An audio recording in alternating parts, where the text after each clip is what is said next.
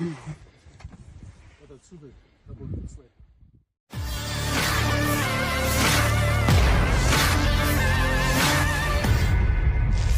Sabtu 4 Februari 2023, sebuah rekaman viral di media sosial Telegram. Dalam rekaman tersebut memperlihatkan Wakil Menteri Pertahanan Rusia, Yunusbek Yevkurov, berada di garis depan Korps Angkatan Darat Kedua. Ia berkunjung untuk melihat seperti apa perkembangan dari kerja tempur para prajurit di medan perang.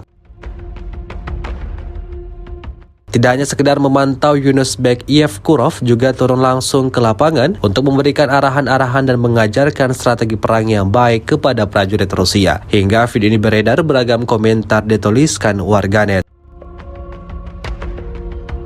Memasuki hari ke-346, Rusia melaporkan secara total 382 pesawat Ukraina, 206 helikopter, 3008 kendaraan udara tak berawak, 403 sistem rudal anti pesawat dieliminir sejak awal operasi khusus. Sedangkan dari kubu Kiev, Kementerian Pertahanan Ukraina melaporkan 840 tentara Rusia dieliminir dalam 24 jam terakhir.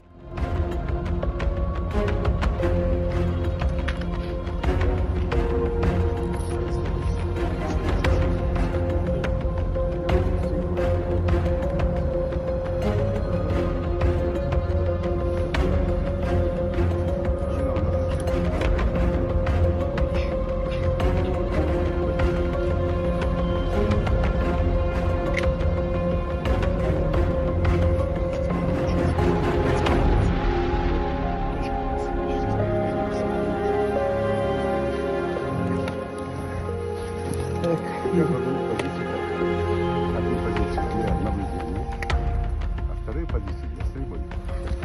Наблюдение они могут быть с меньшим сектором, но с охватом по дальности. А для стрельбы, независимо противник будет стрелять или не стрелять, он свой сектор изменяет. Вторые позиции для стрельбы обязательно как сектор работают. Они должны быть там карточка, меня можно в голове держать, может там на крыше. И каждый должен ориентироваться.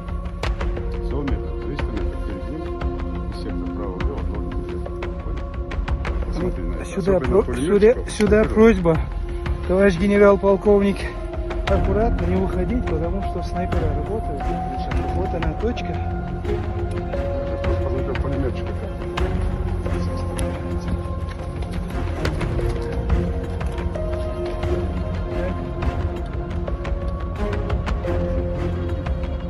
Ну, по крайней мере, расстояние, если брать. Стегнитесь, стегнитесь.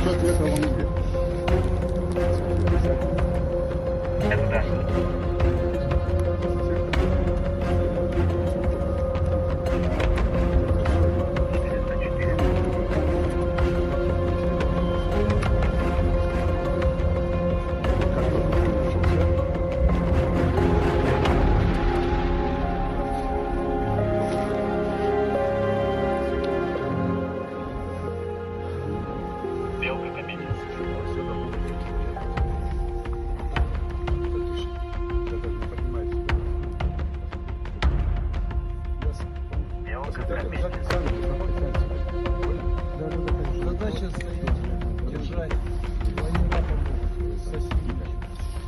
Ясно? Так точно.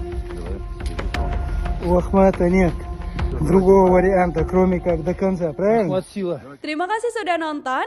Jangan lupa like, subscribe, dan share ya.